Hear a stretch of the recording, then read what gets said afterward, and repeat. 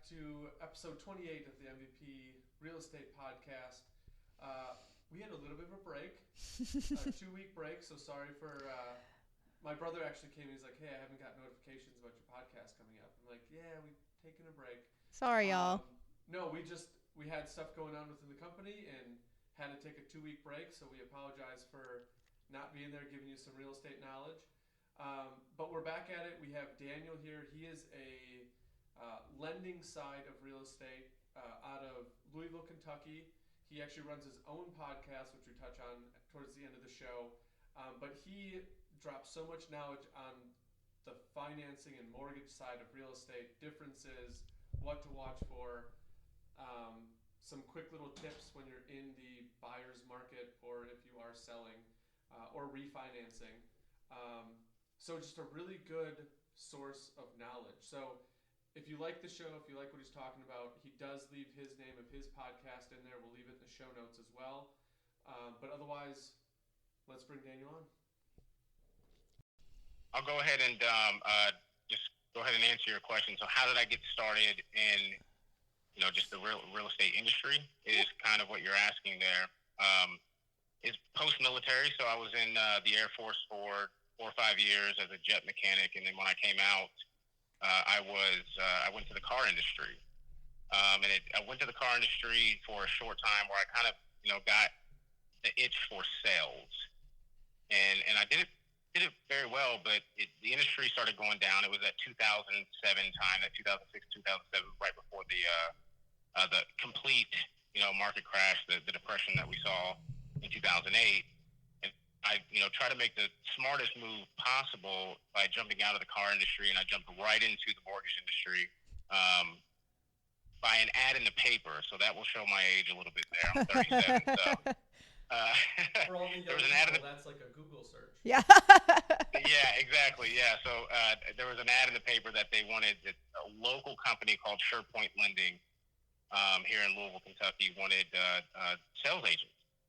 And I'm like, well, I'm great at sales. I've been doing car sales for a while, and I was pretty successful at it. Let me, try this out. And I was doing over-the-road sales, so which I was going from city to city every single week and going to different dealerships and doing, event sales. But, even though I was young, I was 23-ish at the time, I didn't want to be on the road anymore. It was week after week in a hotel, and you think that lifestyle is luxurious for a 23-year-old, but when you were in the military for 4 years, you're kind of tired looking out dorms, So, Yeah. Mm-hmm.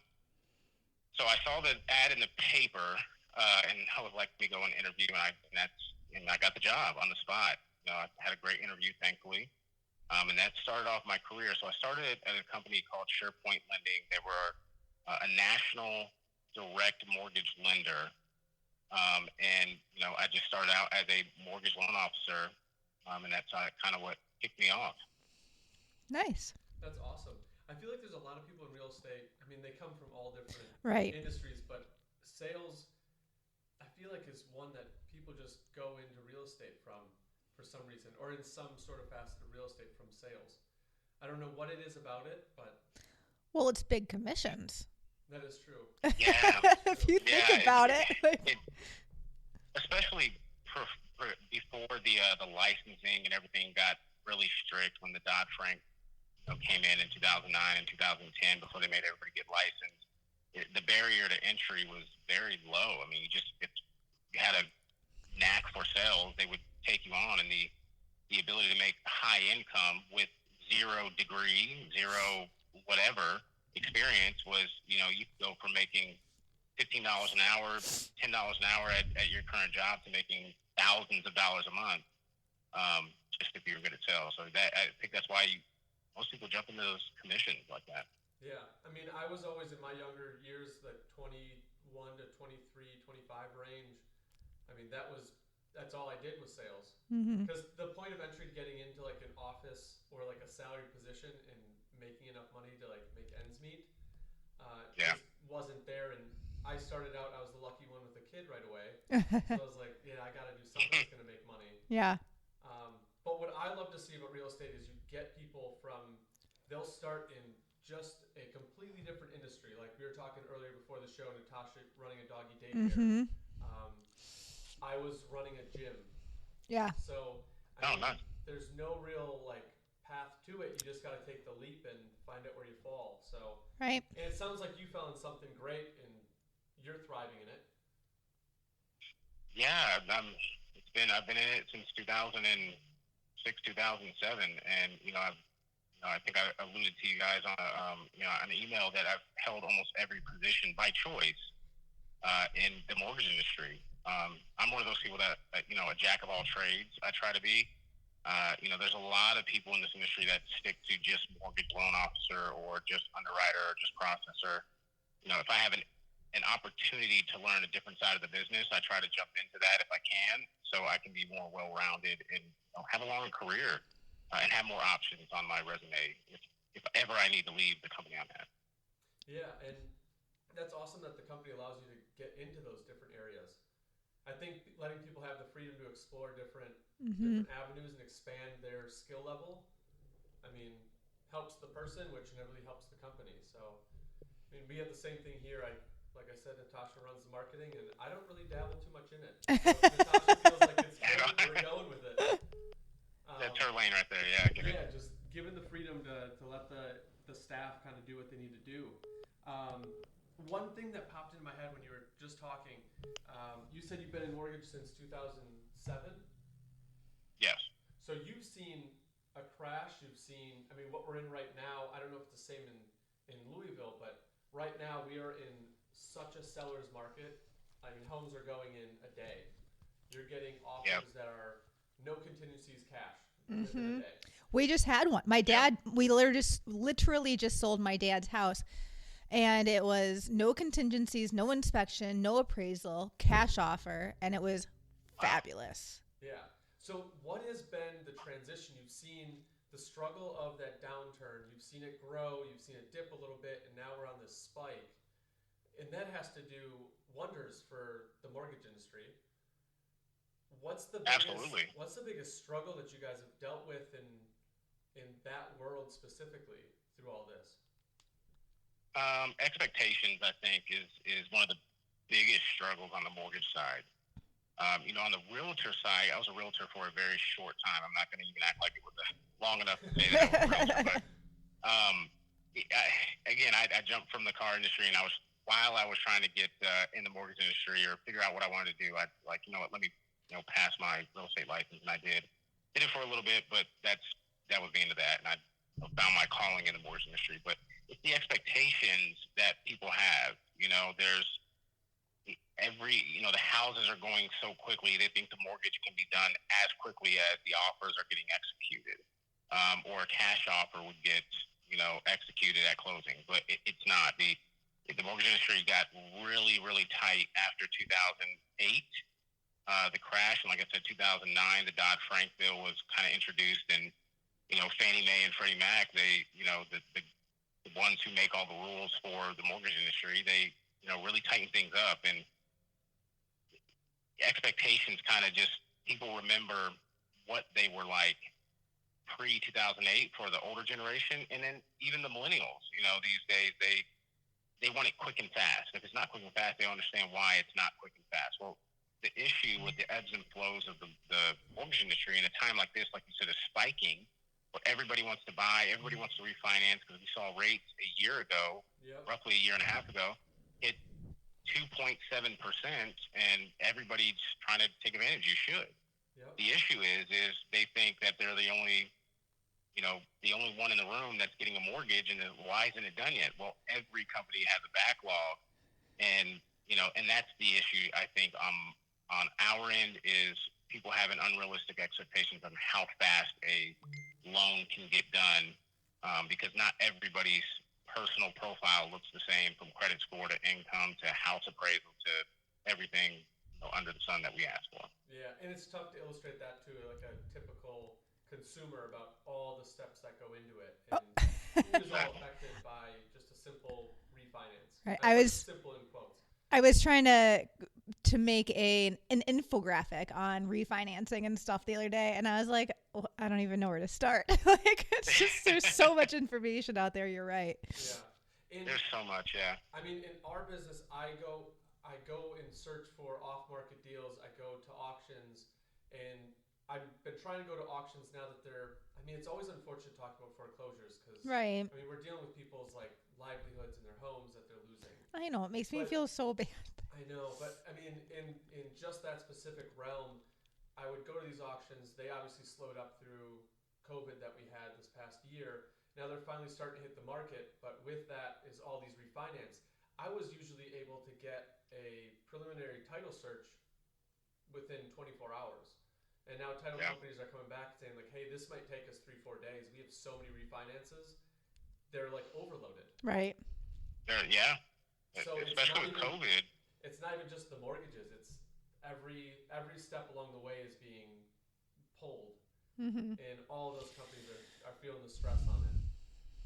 Yeah, when the title companies have to go research those titles down at the county and the courthouses, and the courthouses are closed, they're on limited hours because of COVID. It's made things, a lot more tight and extended the process as well. So yeah. Yeah. And then on the agent side, it's basically what you're saying with expectations. Where I'm walking the clients through, and it's like, hey, are you willing to offer $20,000 over asking price? It's been cray lately. Yeah. I can't even believe it. I'm like, I wish I could sell my house right now just to see what would come up. Yeah. But at the same, I'm like, I do not want to move. I don't want to pay what is expected of us that we would be paying for another house either. Yeah. So I agree. Exactly. Yeah. And I mean, we had one avenue for a short little period. We're like, hey, don't buy existing, build new. right. But now lumber prices. Oh my God. have tripled. Lumber prices are insane. Yeah. Exactly. Marcus and I were just talking about this the other day because I'm like, hey, Marcus, can you come take a look at my garage because my roof is caving in? And he's like, we're not going to actually do anything with it this year. We're just going to brace it. Okay, Natasha, because lumber's stupid, ridiculous right now. You're going to pay too much Right. for the work you want to get done. Right. That's what hurts most about this teardown. Oh, God. Is I didn't even think about that. I mean, actually building it will speed up the process. All of that time frame, we're fine. It's the cost of additional lumber that we're losing. Ugh. Like, that burns.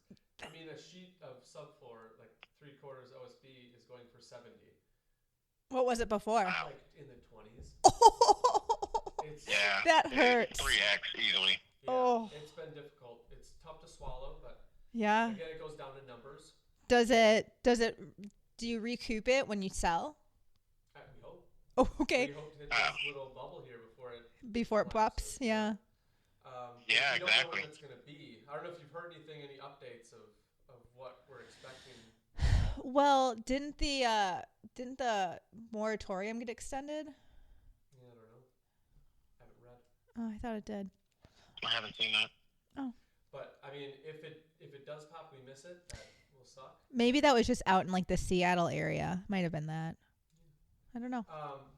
So with the elevated cost of home and purchase price, has that hurt the mortgage industry, or with you specifically with appraisals coming up short, or clients having to bring cash to closing?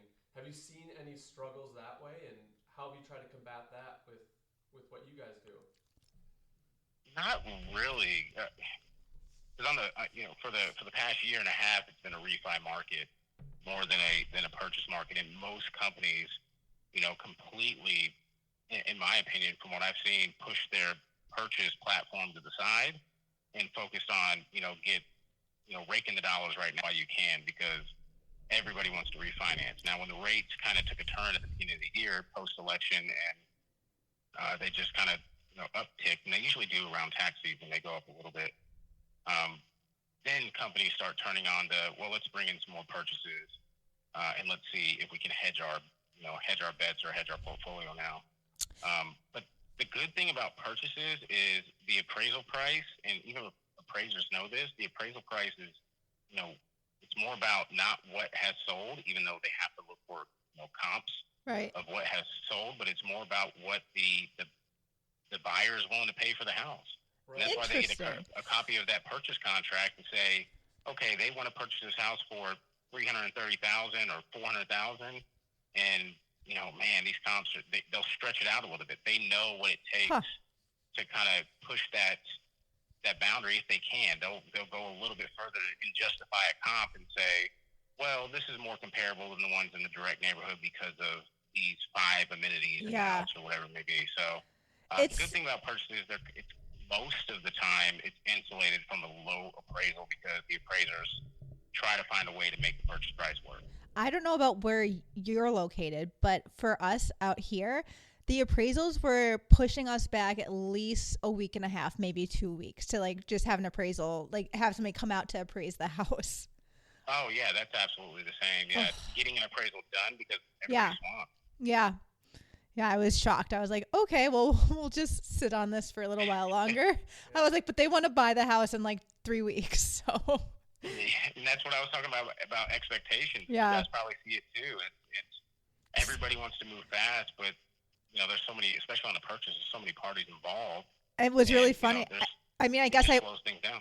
I guess that's why they came at us with there's no appraisal, no contingencies, no nothing. Like we're like, oh, okay, straight cash, we'll take it. Yeah, we'll take it. Yeah. Yeah. They kind of have to at this point. Yeah.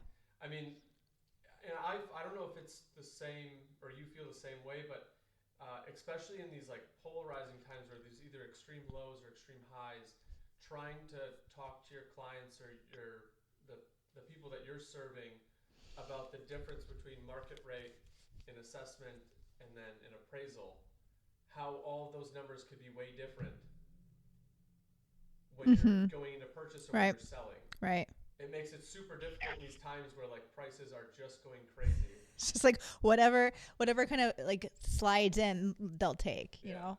And yeah, it's tough. I mean, I've seen the other side of it too. I mean, I was in the industry when, you know, people thought their homes were valued at $400,000 around the last time we bubbled at 2007, 2008, and appraisals were coming back $120,000 short. Yikes. You know, and that was a very difficult time. Now we're on the other I side. know.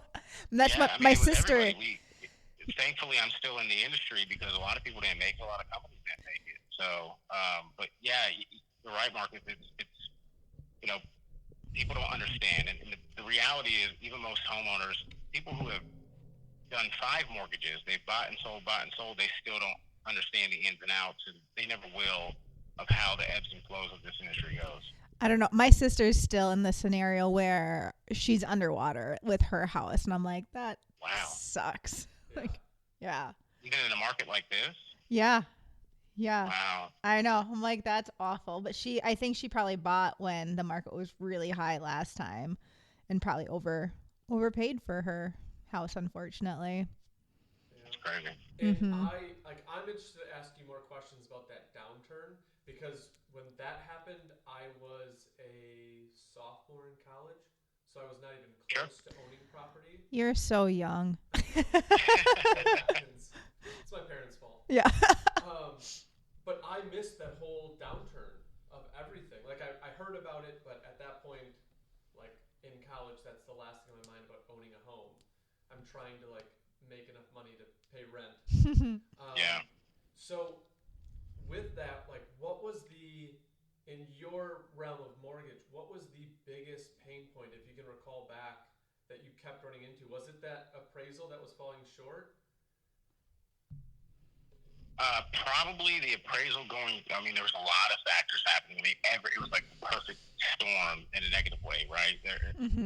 People were losing their jobs because we were in a depression. So then, you know, you were at the very end and they got laid off from the job, and now we can't prove income. The house appraisals being so short were, you know, it was a very, very hard thing, you know, to convey to a consumer at that time to say, hey, your house is worth $120,000 less than you thought. Sometimes $250,000 less. You know, it's really bad. I mean, it was all across the board. I mean, another hard part of that time, you know, I worked for a direct to consumer mortgage lender at the time.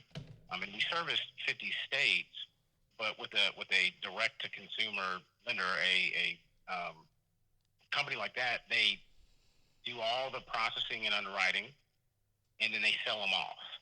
You know, they sell off these loans in bundles to investors who want to, you know, hold the loan for servicing. And, you know, they pay a premium a little bit to the person who did the underwriting and the originating to say, yes, we'll take these 10,000 loans you've underwritten and approved, and we'll take them on our books. But the issue is you already have those investors lined up. Have sometimes 5, 10, 15, 20 investors, that you can sell a loan to. If, one of these loans doesn't look good to one of the investors, you have someone else to go to.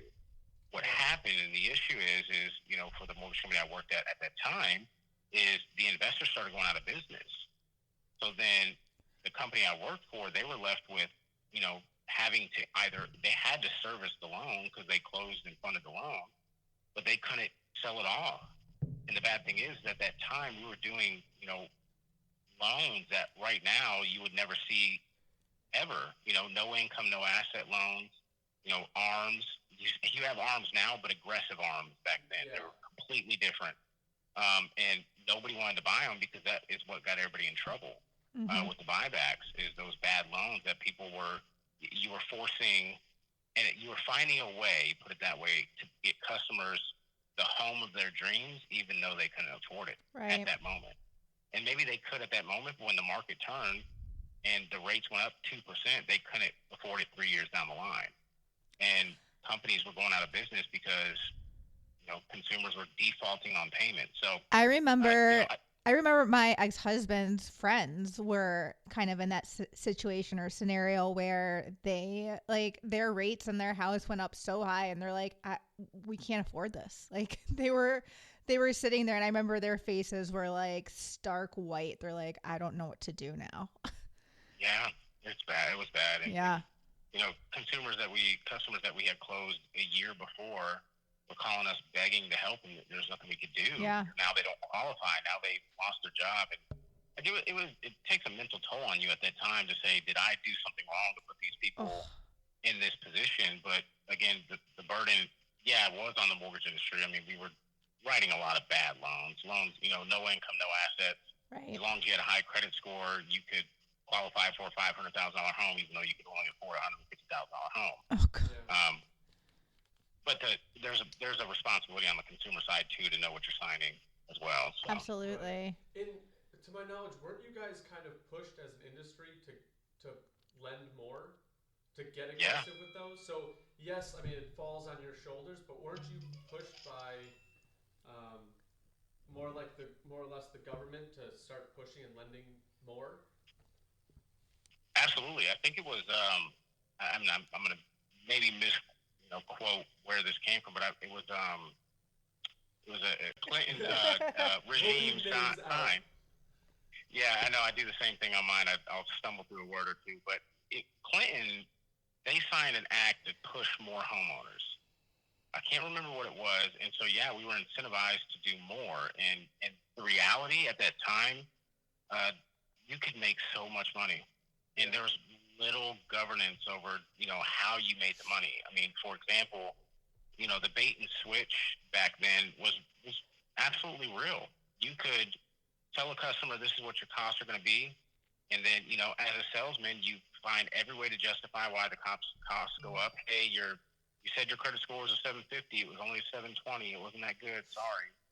And you say, well, now I'm going to have to charge you 2% of your home value on the front end. And so if that's a $400,000 home, that's $8,000 in the front.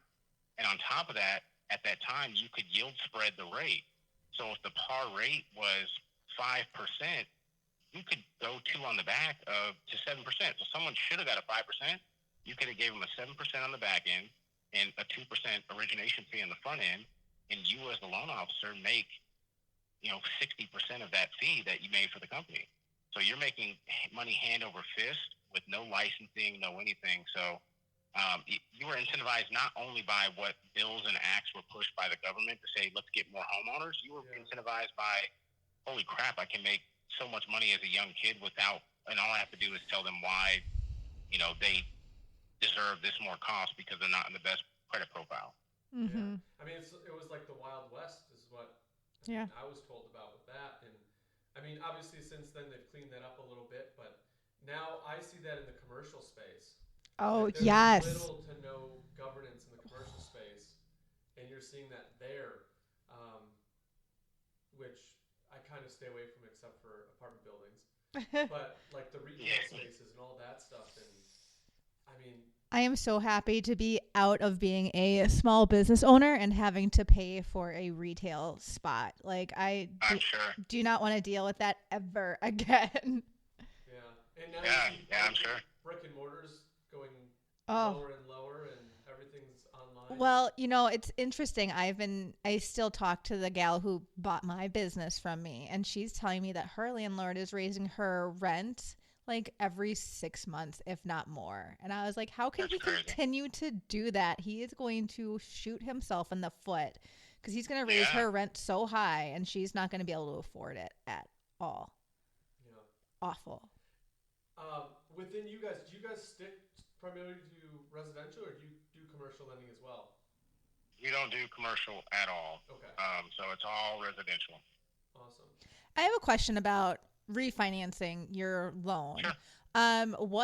What does it look like with like your credit scores? Like what can you give me like a rundown of like the credit score ranges and what that does for refinancing? Yeah, absolutely. So, obviously the higher the credit score, the better. Mhm. You get the best pricing, the best rate. Right. But it's all tiered system. So, as your credit score goes down, then the cost of that rate may Goes go up. up. So Yeah. in discount points or origination points, but mostly discount points. So, And what's the 7, difference between the two? I'm sorry, what was that? What's the difference between the two, discount points and the other one? Origination points, you don't see that as much these days. Origination is the cost that a company says we are charging for you to do this loan with us. This is the cost to originate this loan and get it through underwriting and processing. Okay. Discount points are the cost of the rate. So if the rate of the day is 4%, Mhm. but you wanted to get to a 3.25%, Okay. you could pay more money Got that it. you could possibly finance into your loan to get that lower rate, but you have to pay for it. You don't get it for free. There's always a par rate. There's always a median rate that says, here's the rate of the day that costs you nothing and it gives you nothing. Got like it. no credit back to your closing costs. That makes sense. Mhm. Thank you. And that gets fun when you're trying to get to a rate with a buyer. Yeah. Let's say.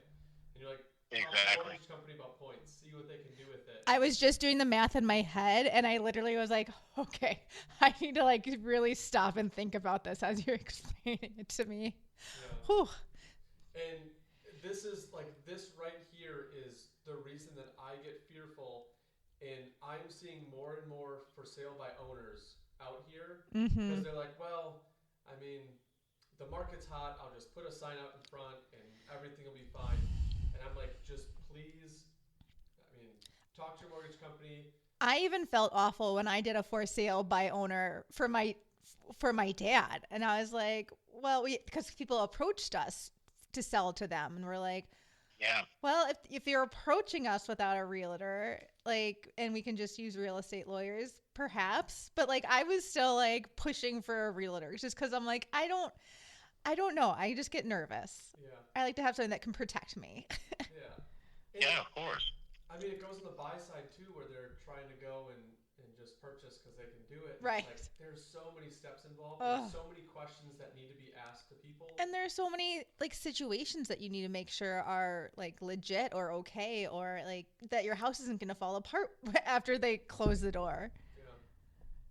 Yeah, the real estate agents, the mortgage loan officers, the processors on the mortgage side butt heads with real estate agents often, but if you ever get a for sale by owner situation, it's the most horrendous thing on the mortgage side because neither party knows what they're doing, and they don't have that Right. person that Right. showed them the house, that got them in love with the house to explain to them why these things are okay. Mm-hmm. Now they're just fighting everything because they don't understand. So although it seems like we're enemies at the time sometimes, between real estate and mortgage industry, because the real estate agents want to get it done for their client, and the mortgage industry is like, look, we're trying as fast as we can. Right. So you butt heads a little bit, but they're such an integral part of the process, especially when you have two sides that don't know, what they're doing. And the buyer everybody's and the seller. everybody's in it for the same end result too, and I think everybody just needs to keep that in mind. Like we're all in it so that you can get the house of your dreams. Like everybody wants that. So Absolutely, yeah.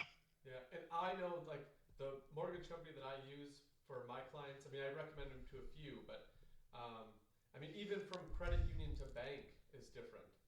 So you ask your buyers about like, hey, would you rather go with the bank or credit union? And they're like, does it matter? And I'm like, okay, I'm sending referrals, and I am honest with them. I am not a mortgage expert. Right. I don't live in that world. I have connections to people that will tell you about that, Mm-hmm. and here are their names and numbers. Please talk to them. Apologize to the audience. Our last recording got cut short, so we're actually coming back a couple days later trying to reconnect here with Daniel so we can finish out this podcast, just so you guys get some more information about the mortgage world.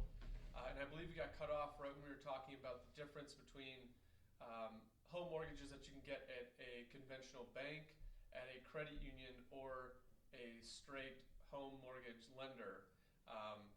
And I wanted to get Daniel's insight on this one because each one operates differently, if I'm not mistaken.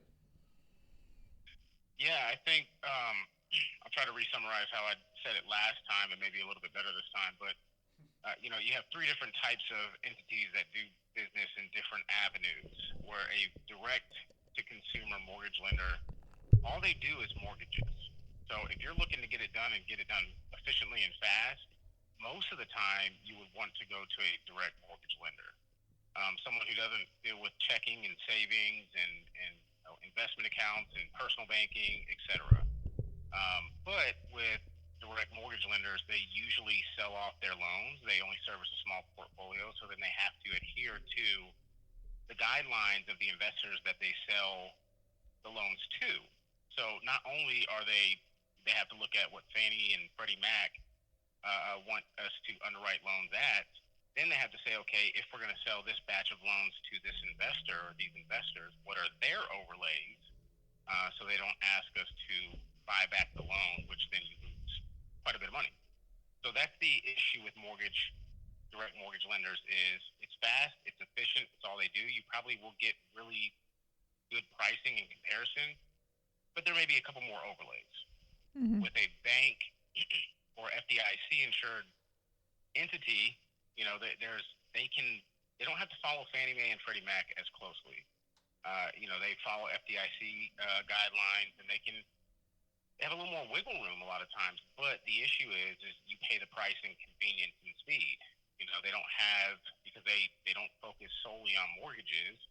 They're wanting to do checking, savings, and all these other avenues. You will really draw out that process quite a long time because you have to work on the banker's hours, which is usually a 9 to 5.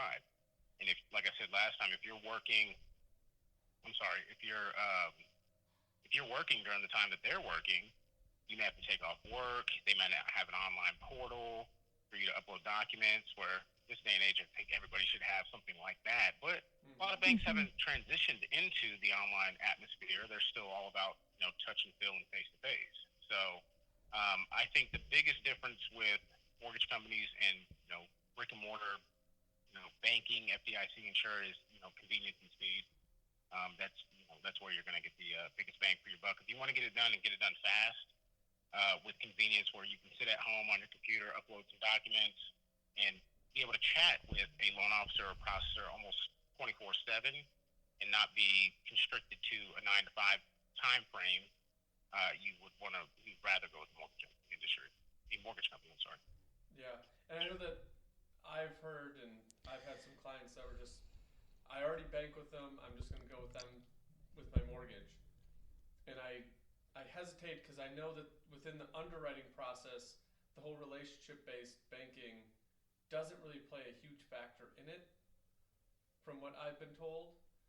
So I always say it doesn't hurt to get a second opinion. Mm-hmm. I know you bank with XYZ Bank or you bank with this credit union, but go try and get a pre-approval to see what your rate would be. Because I know that you don't know anybody within that, but they're not going to like take you to the cleaners and try to take everything they can. Mm-hmm. It doesn't hurt to get that second opinion. I agree. You should always get a second opinion and you know, go through a company that gives you 2 and 3 and 4 opinions, like a lendingtree.com. You enter your information and they sell it off and they match you with 4, 5, 6 different companies. Now, the issue with that is when you hit that submit button, you're going to get blown up with phone calls. Oh, you right? do. Everybody trying to earn your business. But the good thing about something like that is everybody's going to put their best foot forward because they want to earn your business. But if you go to the person that you always go to, and it's one of those, trust relationships, you don't know if you're getting the best deal. You could be getting a way worse deal. So you want to get that second opinion. Maybe not the route of Lending Tree, even though that's a great avenue to broach, but you go somewhere else. Get two different opinions at the very least to make sure that the person that you've been doing business with for the longest time is actually giving you the best deal. One of my very good friends went on a similar application like lendingtree.com and submitted her information for when she was refinancing her house, and she said it was incredible, all of the different responses she got, and just the difference between the rates that were offered to her. She wrote out a little spreadsheet for herself to kind of go over everything and keep track of everything. It was quite I guess intense for her. But she was really happy with the end result. Yeah, it's amazing, how different pricing can be from one company to the next. Right. So you don't, not every company is built the same and does pricing the exact same way. So getting that second opinion is the best way to go. Again, I mean, the cons of going with the lendingtree.com is, again, 5 or 6 lenders blowing your phone up 6 times a day. You're going to get 40 calls the first day, 35 calls the second day, and it'll trickle down eventually. But if you take the calls and you actively work with each lender to try to get that pricing, the calls will eventually kind of slow down. But you're at the end of it, if you can get past the initial frustration of your cell phone ringing off the hook for the first week and a half, you're going to end up with a really good deal. Awesome. That's like the proof that nothing is free. Right. I mean, your data is... There's either headache or there's... Yeah. You put those into a free site, and yes, it's free, but everyone else has bought in that list, and you are about to get marketed. Yeah. Like crazy. That's exactly it. Yep. Nothing is free. I just remember my dad beating that into my head as I was younger. Nothing is free. But Dad. I know. The one other thing that I wanted to touch on, you said that you were about to implement a new program with solar, and I'm actually looking into solar for my house, and it's a whole world that I had no idea about. And it's only getting better and better the more it's being implemented. As far as solar panels? I'm going solar panels, and I'm hoping really? That's what you were referencing. That's correct. So tell me more about that. 'Cause I've had 2 meetings with this company already about putting solar panels on my house. And they talk about recycling energy. And so basically, if you put the solar panels on my house, and I had the question of, if I don't use all the energy that produces, I don't have a generator, so where does it go? And they basically said, so I would take the energy, it goes back into the service of the city. The city then takes that energy and gives it to other people, and then they pay me for the extra. Really? Yeah. So it's super, that's cool. In the city that we're located, it's 100%. So what I give them, they pay me for 100%. So I was like, yeah, and usually if your credit score is high enough, 650 and above, and that's not even a high grade, so it's a mid-grade credit score there, but you can finance the cost of the solar panel installation. Yep. And you're nothing out of pocket, and then your utility bill is immediately decreased or completely vaporized in a sense, because now you're getting energy naturally.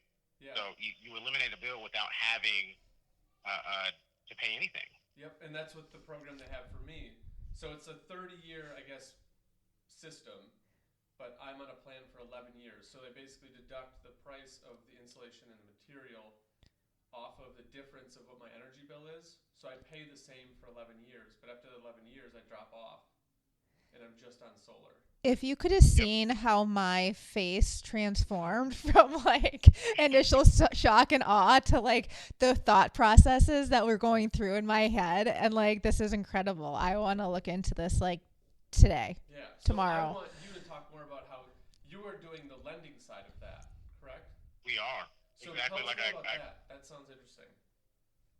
Yeah, we started about 30 to 45 days ago. We brought in some personnel, some executives from other solar companies that have been established for a while, and we kind of convinced them to come over here and help us build this program.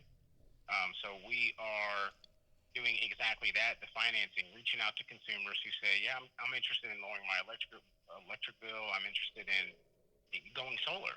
And, we pull their credit. You have to look at their house and see if there's enough sunlight. If you're covered by a bunch of trees on the roof, you either have to cut the trees down, or you're not going to generate enough sunlight to performance the house with energy. So we have to look at all those things, and then we kind of run them through an underwriting system and say, can we approve you for the financing here? If that's the case, it takes a good 45 to 60 days from nuts to bolts there to get fully installed, get everything done.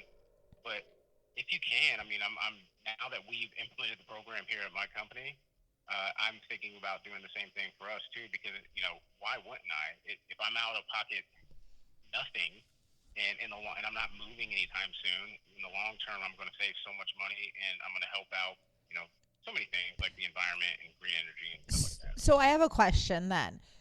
And I don't know if you can answer it, or I don't know if you can answer it, or if it would be a question for the solar panel company. I guess my question would be, what would be the number of years I would need to stay in my house for this to be cost beneficial to me?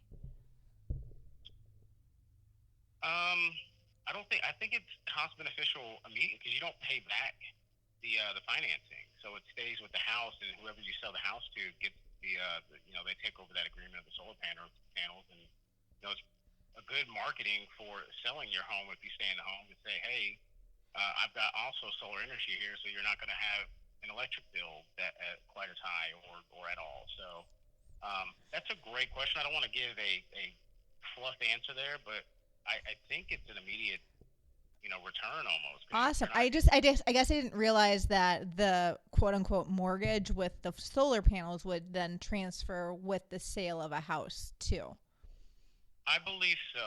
And this is new to me, so I'm coming in this with a little, Dunning-Kruger effect here of acting like I know everything. Right. I've had to get up very, very quickly, get up to speed on knowing as much about solar as possible in a very little time. So that's an amazing question that I can text you the answer as soon as I'll get it. That would be awesome. I would super appreciate that. Yeah, and when we get the answer, we'll post it in the Yeah. show notes as well. Or you'll just have to go on our Facebook page and like our Facebook page, and that way you can really see all of our up-to-date information. Yeah. 100%. I can definitely do that. But I'm looking forward to the day where we're going in as a buyer, and you have to factor that into the value of the home. Yeah. As solar. That's what I was thinking though, because I was like, there was a lot of things that were going on in the brain up here. The constant updates of it. But yeah, I would think of the two options where maybe you put it in and you don't get the immediate payback because you're paying the same monthly, because obviously the installments to the solar panel comes off of what your electric bill is. Mm-hmm. So if it's $150 a month and it gets cut in half, you're still paying that $150. It's just half is going to the solar panel. Mm-hmm. So I think if you don't technically benefit after that 11 years or whatever your bill is, where it pays off and then you're solar panel free, you can still recoup that. If you sell it in 5 years, you still have that 6-year window where you're saying, hey, that's a value, because in 6 years you won't have an electric bill. Right. So I think you'd recoup it there.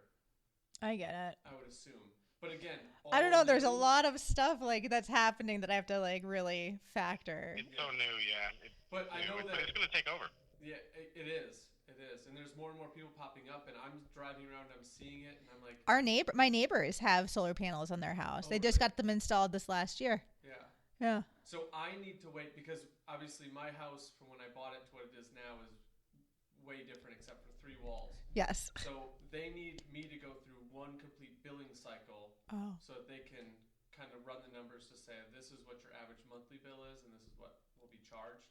Because right now they can't put it in because I haven't gone through a summer. I've gone through a winter, but I haven't gone through a summer. Yeah.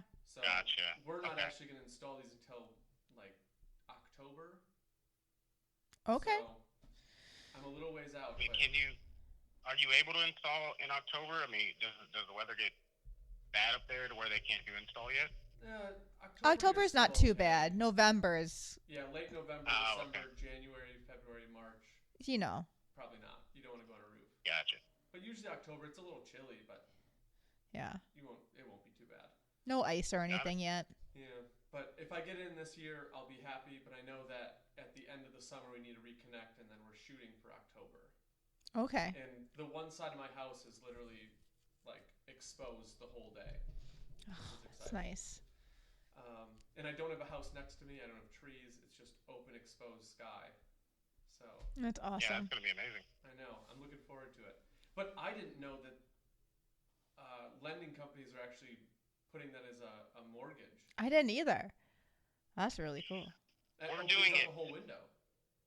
We are doing it separate to the mortgage unless you need financing. So if you don't have a 650 credit score, and I'm maybe butchering the exact credit score, but I'm pretty sure it's 650 from the what I've learned. But with us, if you don't have a 650 credit score, then you have to come out of pocket the $15,000 to $20,000 to install the solar panels. And sometimes it's still a good deal in the long term if you don't plan on moving anytime soon. Yeah.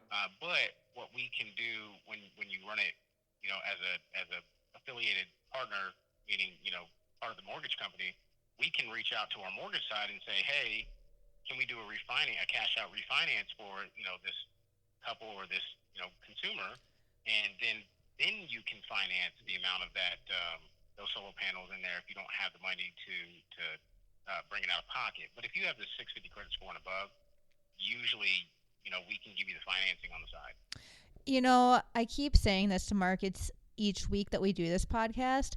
He's going to end up costing my husband and I so much money in the long run because he just finds out all these amazing ideas. And then I get my head starts going and I'm like, oh, I want to do that and that. And there's going to be addition on my house and solar panels and yeah. Hey, this is not one-sided. I walked in Natasha's backyard and she's got a putting green. Oh my gosh. And I'm like, oh, I have a yard for that. Yes. So now I need that. I knocked out the old cistern in my house, and I just have concrete blocks sitting in my backyard. Oh, nice. And I'm going to use those as one area is going to be like a chipping green. There you go. And then I'm going to have a separate putting area. Well, then I'll just have to come over to your house, and we'll do chipping at your house, and then we can do, we can go back and forth between the two houses and do putting. So that's your fault. Okay. So on this solar thing, do you see you guys going out marketing, trying to get the mortgages that you guys have to try and pull people in who are interested in solar, or is it going to be we'll take it as it comes because it's so new? No, we're going to get aggressive here in the next month and a half. Okay. As we build out our sales consultants, that team grows. We can't get too aggressive because if people come out of the woodworks and say, yeah, I definitely want it, we don't have enough people to work the files and the loans. But in the next 2 months, as that team is growing, we're going to get a lot more aggressive and a lot more, aggressive with our approach on how we gain our customers. Right now, we're talking on our mortgage side to consumers and say, would you be interested in hearing about saving money on your energy bill or going solar? And if they say yes, we turn that over to our solar side, and then they have the conversation. We service, like most direct mortgage lenders, we service 10 to 20% of everything we close. The other 80% gets sold off to the investors that we wrote the loan for. But that 10 to 20%, that book of business that we have, we can reach out to them and just, kind of cold call them and say, hey, we were just thinking about you and wanted to see if you wanted to look into our solar program. So, and we do billions of loans per year. Billions. So we have a huge book of business to where we can be very, direct with our marketing. But eventually we'll open it up to a more of a, somebody who's not affiliated with our company in any way, shape, or form, and we just, direct market them. Okay. Nice. Yeah, so someone who doesn't hold the mortgage with you would still be able to finance if they want this on their home. And exactly. You wouldn't go and say well, we're only going to do it if you refinance with us and we hold the mortgage. Nope. We'll do it for anybody, even if awesome. they don't have a mortgage with us. That's just a good overall, let's help the environment. Yeah. Another avenue just to get renewable energy. So I would love to see more and more homes have this. Oh, for sure. At all possible. Absolutely. Yeah, and I haven't heard of another bank or credit union or mortgage company that's offering that around here. I guess I haven't really looked into it, though. I've looked because I've been, ever That's since true. I've been building out, looking basically means at night when I'm researching other things, I look at solar panels, and I've yet to find anything on the finance side other than the company self-financing it. Got it. Yeah. That's Right. offering it. That's really cool, though. I like it. I'm sold. Hopefully, We are really excited about it too. So Well, good job. Congratulations. That's a great hat to hang your hat or hook to hang your hat on. Oh, have to hang Thank your you. hook on. yes. I'm like, is it Monday or is it Tuesday? I'm not sure.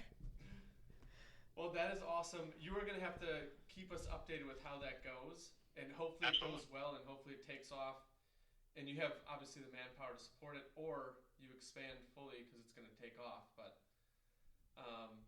yeah, you'll have to keep us updated because that's a world that I am interested in. Anything renewable, Sustainable. Yeah. Yeah, we actually just had a demo company out today. Like I said, we're tearing down the house.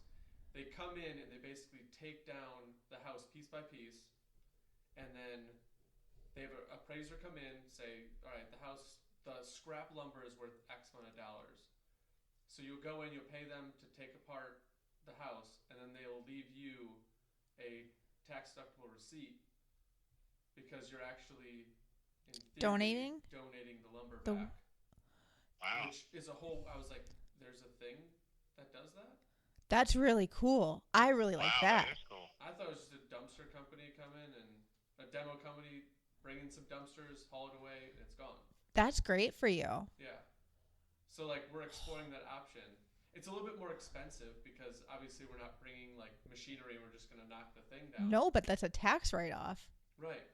So I'm going to see how the numbers all lie with that one. But I liked it because every time we go through a house, I'm like, okay, when we cut down that wall, cut it, save the 2x4s, throw them in a pile.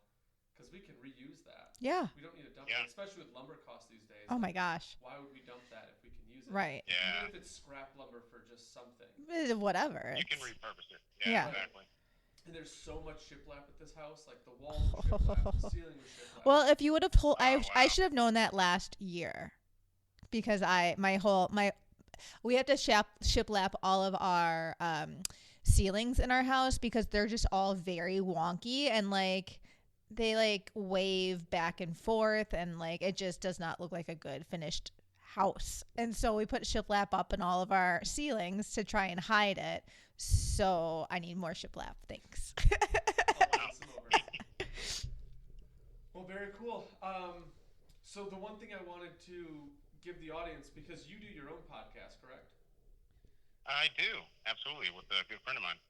Yeah, so I know that people are going to have questions about the finance world. That's usually where my clients have the most questions because it is a world, unfortunately, that's not talked about. I feel like it's kind of taboo to talk about. It is. Finance and the finance world. How much money do you make? Yeah, right. So if our audience is interested in finding more about the finance world, if they enjoyed what you were saying, what is the name of your podcast so they can find you, and what platforms is that on? The name of the podcast is Bourbon in the Blue. So I think at the beginning of this that very love it. Yeah, we're in Kentucky. Blue was a play on a few different words, but the bluegrass. When I first started the podcast, though, it was we have this room off of our kitchen that's a royal blue and white room. So there's a few plays on the word, on the title of the podcast, but we cut it down to Bourbon in the Blue because a friend of mine, a really good friend of mine, Peter, who's my co-host, we have amazing conversation, and it's always when we're drinking bourbon. So we decided to go ahead and start the podcast to continue these conversations and bring other people in to listen. So we talk about finance some, and I can elaborate more on real estate on that podcast. It's more of a variety podcast where we talk about any and everything, a lot of current events and how it relates to our lives, and stories and etc. So you get a little bit of everything, but I'll have your guys' emails and your phone number. If you guys ever need me to answer some questions, I'm more than willing to hop on Facebook on here and continue to answer some questions if you guys need. That's awesome. Well, speaking of your title. I mean, I feel like we should be doing like real estate and red wine or something. does that That would be, a good glass of cab and some real estate conversation. Right. I mean, because we do most of our podcasts around 4:00 on a Friday, so I just feel like that would be very apropos. That would be. You can do all the wine you want. I'm going to be with Daniel. I'm going to get bourbon. That's fine. I can do bourbon too. I'm okay. Just a cocktail. What's your bourbon of choice when you're on air? My favorite bourbon, if I'm not trying to go too pricey, is just a small batch Four Roses. It's, nice. It's fairly priced. That is yummy. It's always just smooth. Mm-hmm. But if I'm trying to get wild, I'm going to be up there with the Calumets, and I'm beyond Woodford. We bash Woodford a little bit on the podcast. Most people think it's amazing. When it flows so heavily here in bourbon country, it's like a run of the mill bourbon. So my go-to would probably be Four Roses, small batch. Yeah. Love it. That stuff is great. Well, next time on the show, I'll send you a bottle of some Four Roses. We can hopefully be on video at that point. And then we can all drink it. Right. I'll do my hair. That'll be the next show. Awesome. Absolutely. Well, we really appreciate you coming on with us, not once, but twice. Yeah. Whoops. No worries. We really had fun talking with you, and hopefully we can follow up with you again in the future. Yeah. I had a blast. Thank you guys for having me. Yeah, appreciate all the knowledge you just gave the audience, and I learned stuff too. So I just appreciate the knowledge you just gave everybody, and hopefully they tune into your show. I know that I will be tuning in. I'll have a little bourbon on the side listening to you guys. But love it. Yeah, interested to tune into that one. I would really appreciate it. Invite me anytime. I love these conversations. I do this for a reason because it's fun. It's a great outlet, and I have been in this industry for 15 years, and I can point you in any direction, and usually the right one. Everybody makes mistakes too. So, but I do appreciate the time, even if it was 2 different occasions. But it got me in the it got me the permission to sit in the basement and have another conversation while the wife takes care of the kids. So I'm Awesome. Well, thank you very much. We will connect real soon. Enjoyed talking to you. Enjoy the rest of your week. You as well. Thanks. Have a great week, guys. All right. Bye. Bye.